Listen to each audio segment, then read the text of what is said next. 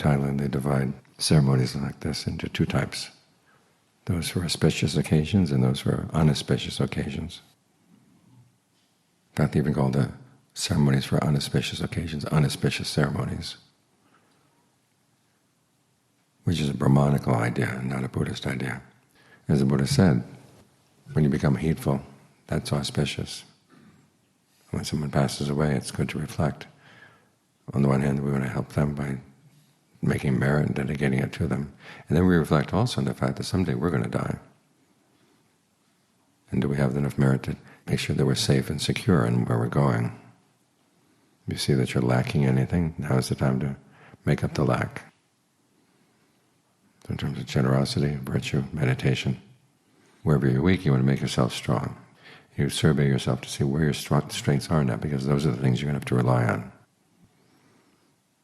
We're born in this world, we're kind of like those avatars they have in games, where the avatar has to have some strengths and has to have some weaknesses. Otherwise, you wouldn't be born in the human realm. If you had nothing but weaknesses, you'd fallen further down. Nothing but strengths, you'd be way up higher. So here you are, with a middling batch of strengths and weaknesses. So try to figure them out. Where are you strong in terms of conviction, or weak?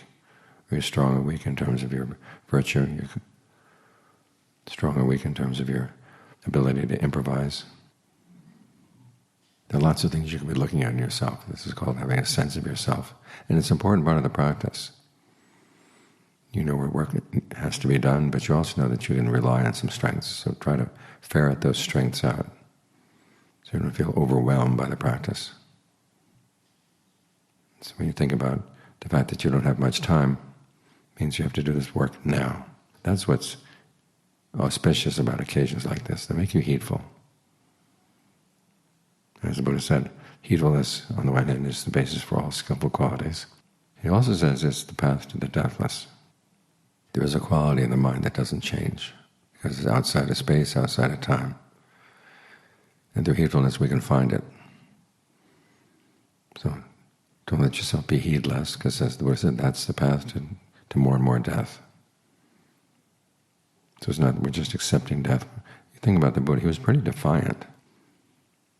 His wisdom wasn't just to accept things that come up. He realized that there were potentials in the body and the mind that you can make the most of, so that you can actually go beyond aging, illness, and death. That was a pretty audacious desire on his part, and it was an audacious discovery when he found it. So he's asking us to be audacious too, and doing our best, because those possibilities are within us, and it's a shame if we don't take advantage of them.